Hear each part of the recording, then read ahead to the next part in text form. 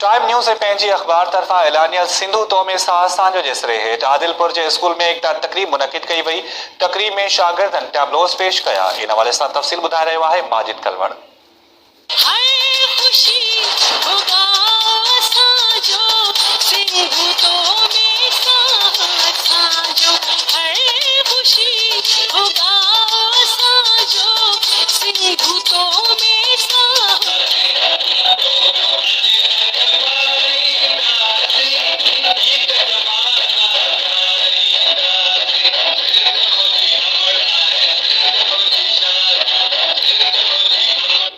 नाज़रीन, रोज़ानी पंहिंजी अख़बार टाइम जे सॾ ते Sindhu computerised public high school Adilpur में सिंधु जे सक़ाफ़ती ॾियारे हवाले सां हिकु तक़रीबात मुनक़द कई वई आहे, जंहिंमें शागिर्दनि पारां सिंधी एकता जे ॾियारे हवाले सां टेबलूं पेश कया आहिनि, तक़रीरूं पेश कई वयूं आहिनि।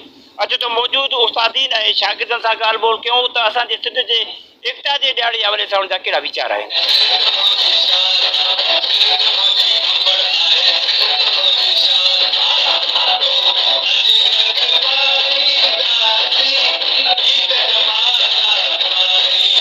सिंधु तौमे मुंहिंजो साहु जे हवाले सां तकरीब मुनक़िद कई वई आहे, जंहिंमें तमामु असीं जोश ऐं जज़्बे सां इहो ॿुधाइणु चाहींदा आहियूं पूरी दुनिया खे त असांजी जान हमेशह सिंध लाइ हाज़िर आहे, जेको न सिर्फ़ु सिंध में बल्कि पूरे दुनिया में मल्हायो पियो वञे। काफ़ी सालनि खां तमामु घणी ख़ुशी आहे ऐं सभिनी सिंध वासियुनि समेत पूरे दुनिया में रहंदड़ सिंधियुनि खे असां मुबारकबाद पेश कयूं था। पूरी दुनिया खे ख़बर हुजणु घुरिजे त सिंधी अॼु जी सक़ाफ़त नाहे, ही 5000 साल पुराणी मोहन जे दड़े मां असांखे हासिल थी आहे।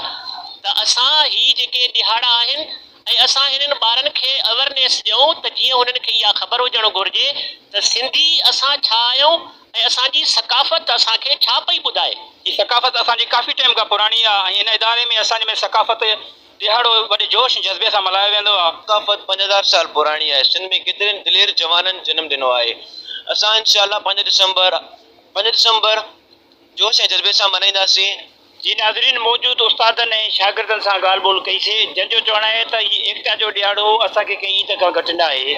इंशाअल्लाह 5 दिसंबर ते रोज़ानी पंहिंजी अख़बार ऐं टाइम न्यूज़ सां गॾु ईद एकता जो ॾियारो वॾे जोश ऐं जज़्बे सां मल्हाईंदासीं। कैमरामैन मोहम्मद ईसा कुलाजी सां गॾु माजिद अली कलवड़, टाइम न्यूज़ आदिलपुर।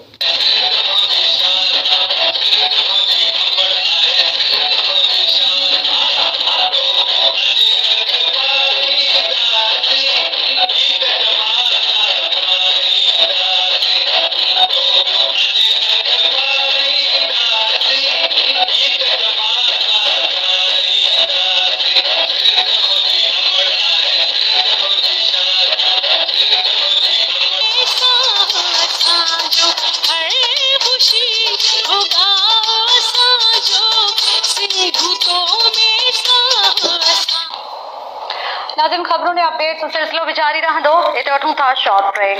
असां सां गॾु रहिजो।